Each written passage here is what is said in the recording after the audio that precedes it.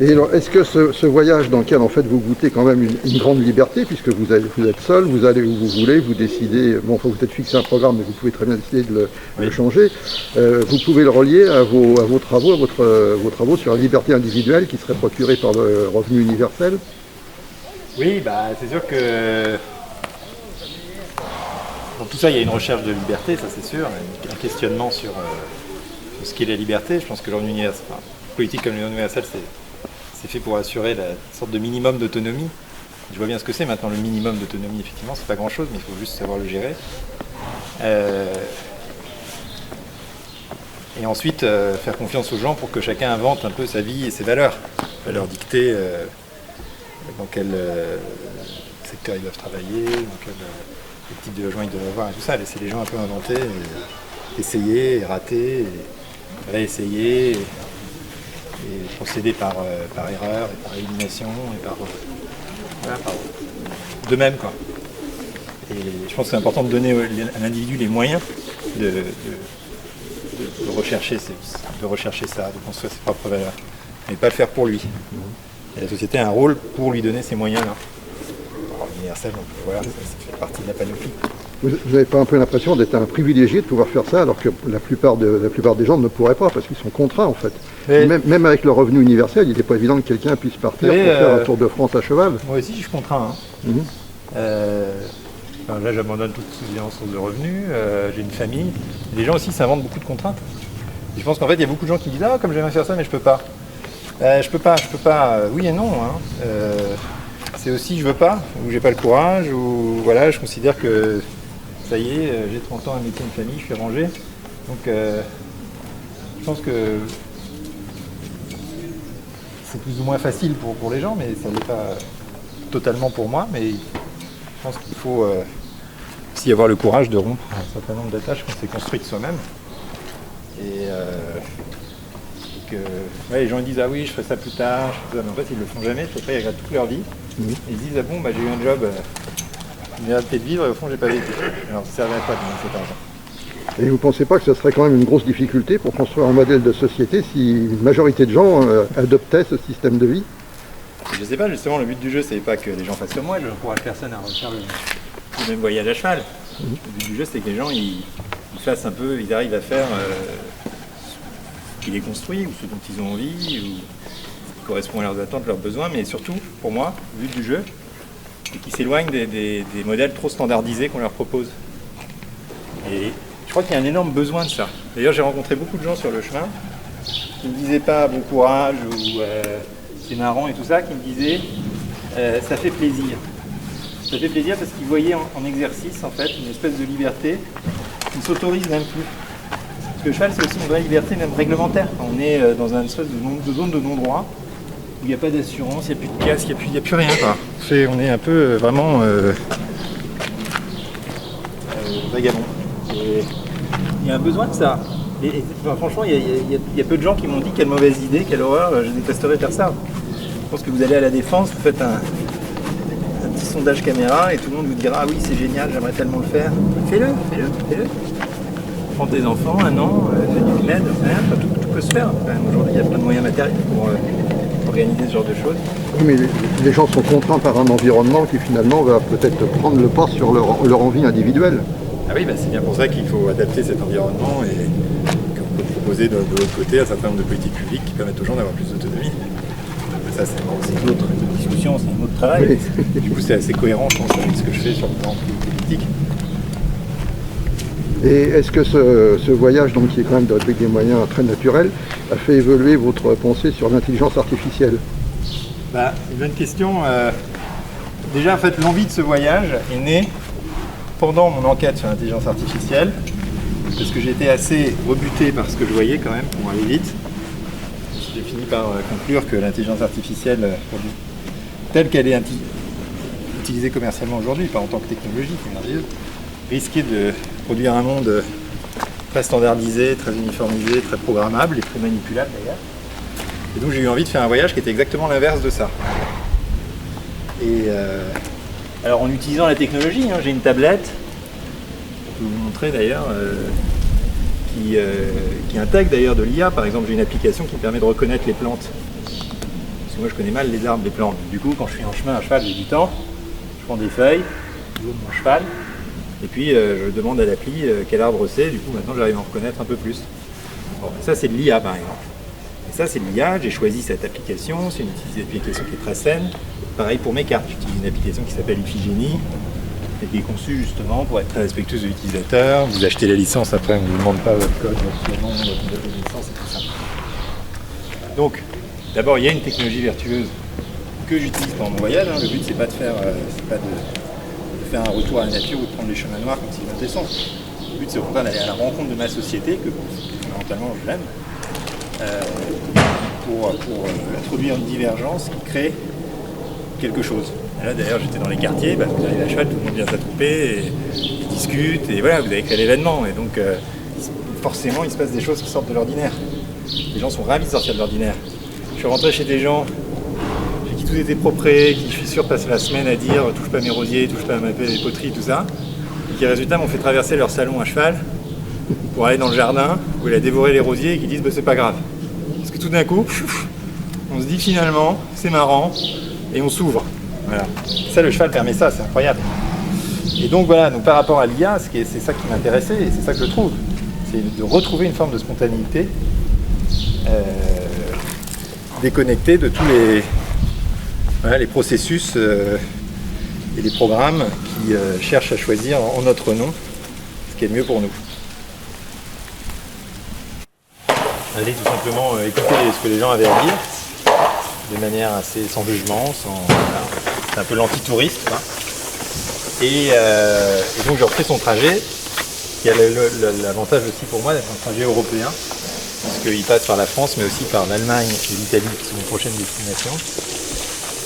Et donc ça va permettre à une époque aussi où les principes européens au sens large sont questionnés, de faire le point un peu sur les populations, ce qu'elles pensent, comment elles vivent, comment elles accueillent l'étranger, etc. Et donc Montaigne, il est parti de chez lui, Saint-Michel de Montaigne, où je suis parti moi, je suis parti de sa tour, son château, exactement 440 ans après. Et puis, il est remonté jusque près de Paris, parce qu'il voulait voir le roi. Et ensuite, il a bifurqué vers l'Est, parce qu'il voulait voir les protestants. Passé par l'Allemagne, il profitait aussi pour prendre les bains, j'étais malade, soigner sa maladie de la pierre, la Rénaud. Et ensuite il est redescendu, il voulait aller à Rome, où il aurait eu certaines missions diplomatiques plus ou moins secrètes, dont l'essentiel était, pense-t-on, d'être nommé ambassadeur au Vatican, ce qui n'est pas arrivé. Il a tournicoté dans le Latium jusqu'à obtenir du roi une sorte de l'eau de consolation qui était la mairie de Bordeaux. Ouais, l'histoire. Donc moi je refais ce trajet et il faut savoir que donc ce trajet a été consigné dans le journal de voyage de Montaigne, écrit par son secrétaire, on a toutes les étapes. Et donc je suis à peu près les étapes, sans faire pas non plus la constitution historique, ce que je fais évidemment, mais enfin donc je suis à peu près le trajet. Et alors ce qui est intéressant pour moi, c'est pour ça que c'était une étape pour moi importante, c'est que le journal de voyage, toute la première partie est perdue. Et donc en fait le journal commence à Meaux. Commence au moment où il rejoint Meaux et où il décrit la ville de Meaux. C'est vraiment c'est la première page. Et donc en fait je commence quelque part, et donc jusqu'ici c'était un peu parcours libre. Et là maintenant je commence en fait l'itinéraire officiel. Et je vais justement cet après-midi à la cathédrale pour comparer les notes qu'avait prises Montaigne et la manière dont il décrit l'endroit avec ce que c'est aujourd'hui. Voilà. Et voilà, je pense qu'on va répondre à la première question. Petit tour d'horizon. Est-ce que le début du voyage correspond à ce que vous attendiez sur ce voyage lent, monoprogrammable? Alors il y a une chose qui ne correspond pas du tout, je vous l'ai dit tout de suite, c'est que le but c'était de ralentir, de prendre le temps, etc. Alors certes, je ralentis parce que je vais lentement, c'est sûr, mais alors en revanche, les journées sont occupées de 7h du matin à minuit, et pour le moment, je n'ai pas eu le temps de faire quoi que ce soit de peu... personnel. Mais là où ce voyage tient absolument ses promesses, et là j'en suis vraiment ému, et content et ébloui, c'est sur l'accueil que je reçois des gens. sur le fait qu'il est possible aujourd'hui, enfin d'ailleurs il y en a d'autres qui font à pied aussi, mais de vivre un peu de la charité publique, si je peux dire. Je suis essentiellement hébergé chez l'habitant. Ça se passe vraiment très bien, c'est-à-dire que les gens s'arrangent.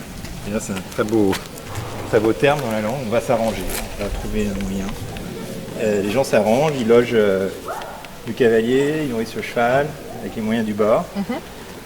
Une dame qui m'a dit, moi ma mère logeait les vagabonds, donc pourquoi pas vous. Et voilà, c'est un peu la tradition finalement du vagabondage. Et donc ça reste impossible.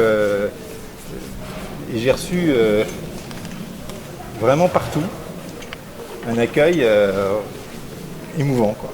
Et complètement gratuit, puisque j'arrive, je suis cavalier, les gens ils n'ont absolument rien à en retirer, ni financièrement, ni négativement, ni rien du tout. Et pourtant voilà, ils aident les cavaliers dans la détresse, parce que quand on est cavalier, on est un peu toujours dans la détresse, quoi. Il y a toujours un problème. Et ça, c'est quelque chose auquel vous vous attendiez ou vous espériez? C'est quelque chose que j'espérais. Le voyage était un peu testé. Si les gens ils vivaient tous seuls dans des pavillons, ou s'il y avait encore une espèce de capacité à accueillir l'autre, tout ça, je dois dire que je ne suis pas déçu. Vraiment pas déçu du tout. Et une autre chose qui m'a frappé, qui n'était pas franchement prévu, mais enfin c'était aussi une des curiosités que j'avais, c'est les identités régionales. Qui sont vraiment. J'ai traversé le Périgord, le Limousin, la Creuse, le Loiret, la Sologne, le Berry, je ne mets plus dans l'ordre parce que je commence à s'empiler, la Beauce, la Brie. Et à chaque fois, il y a eu des moments où je me disais, tiens, mais là on est ailleurs, le paysage change, la nourriture change, l'accent change. Et les gens, ils se sentent encore ils perpétuent cette... qu'ils soient du coin originalement ou pas, d'ailleurs, peu importe, mais ils perpétuent ces traditions-là. Et donc, on n'a pas du tout l'impression de circuler dans un pays anonyme, fantôme, comme certains nous le décrivent, qui peut-être le connaissent pas bien, en fait. Mais au contraire, dans quelque chose de très vivant, y compris dans les...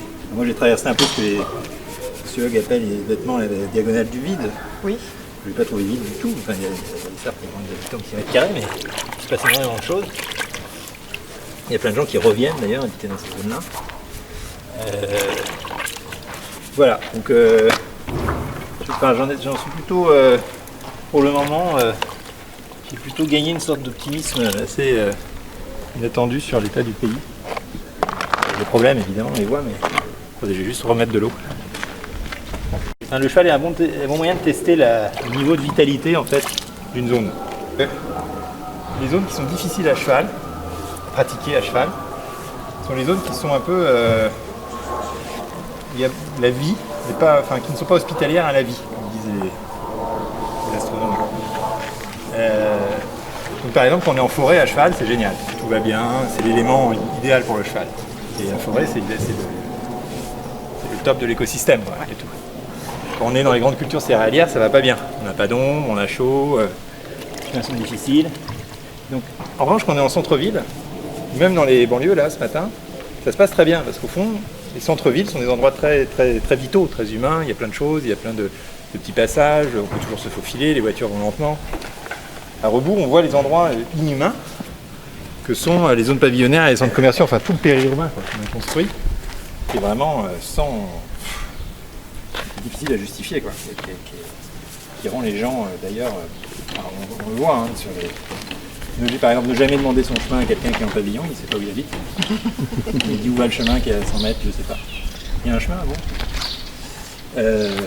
Pareil, on est accueilli bien partout, mais quand on traverse une zone commerciale à cheval, tout d'un coup on n'est plus dans un environnement hostile, les gens vous regardent bizarrement. Avec des petits caddie entre les mains, les mêmes qui vous accueillent dans les villages considèrent comme une sorte d'étrangeté et d'ennemi.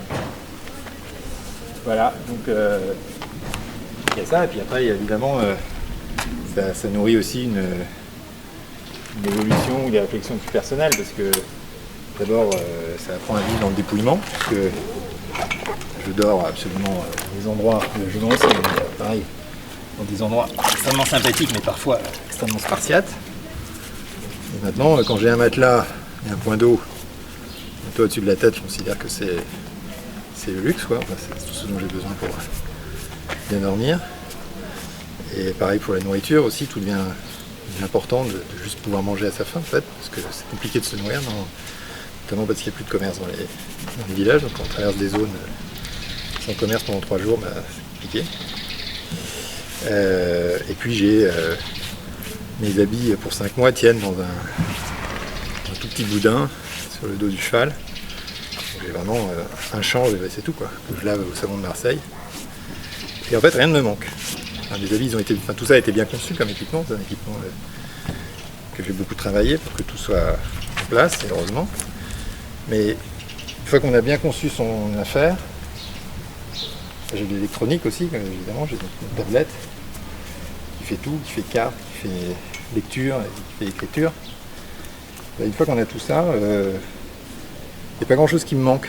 Et y compris au niveau affectif d'ailleurs. Parce qu'on est seul quand même, enfin on rencontre beaucoup de gens, mais on est privé de ses relations proches, famille et tout ça. Et c'est bien aussi d'apprendre à être seul, y compris pour revoir ensuite sa famille, ses amis de manière encore plus authentique. Mais je trouve ça très instructif, parce que Montaigne est recherché beaucoup aussi. Parler de son arrière-boutique, une espèce d'endroit où on se retrouve avec soi-même. Et quand on a acquis cette indépendance-là, on est d'autant plus ensuite à l'aise pour aller vers les autres.